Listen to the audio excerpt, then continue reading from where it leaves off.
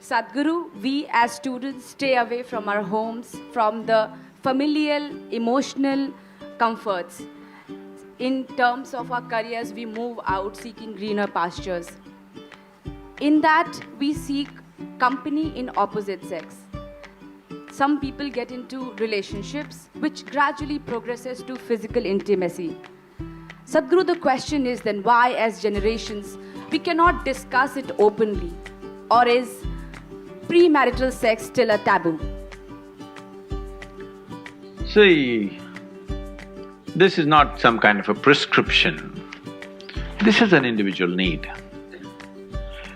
Right now, we must understand this. In this society, we handled human sexuality like this. Before a girl attains puberty, they are named.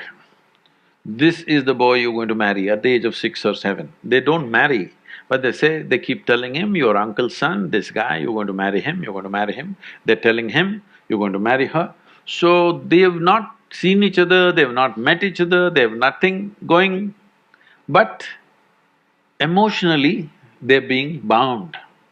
Before they touch each other physically, they want them to be emotionally bound in a strong way. So this is the technique of the culture, how they dealt with it. So when you become or attain to your puberty, when your body blossoms into certain possibilities, now your emotions are already with somebody. So you handle your body, you don't go wild because your emotions are already attached to somebody. So by the time they're 15, 16, the girl gets married. By the time they're 17, 18, the boy gets married. They get into agriculture or business or whatever, their activity.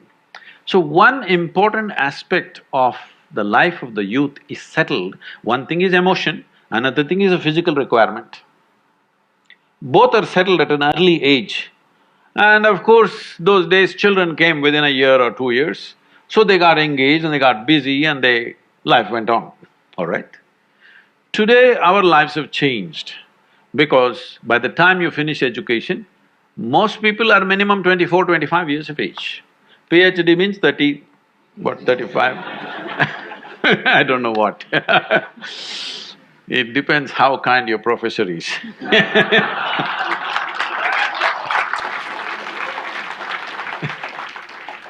So, let us say average education time is 25 years of age.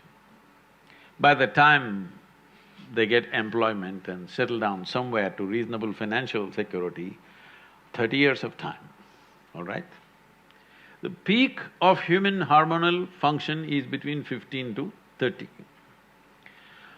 You're not teaching people some ascetic way to live. You're not giving them some sadhana that they're transforming their energy into some other possibility and attaining to something else. There is no such thing. And there's close proximity with the opposite sex.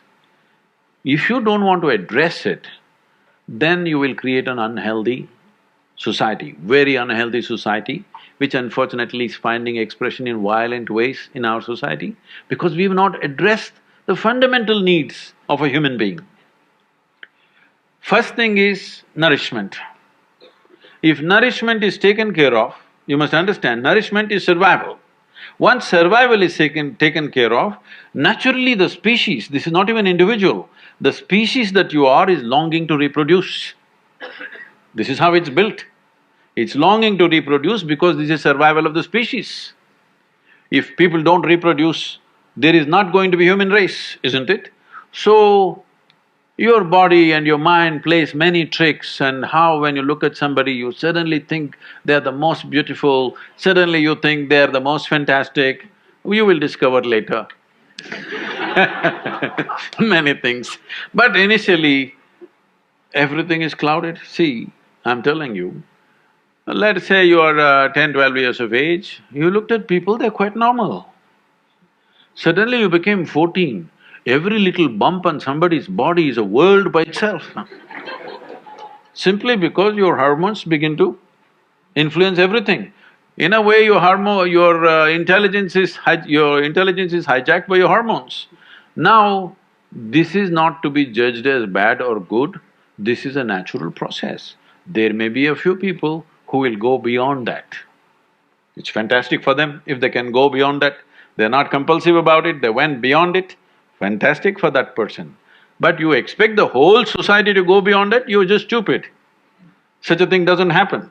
So, definitely the debate of when and how sexuality should happen has to come in. But now, we are still having a certain cultural aspects to us that we are an emotional lot.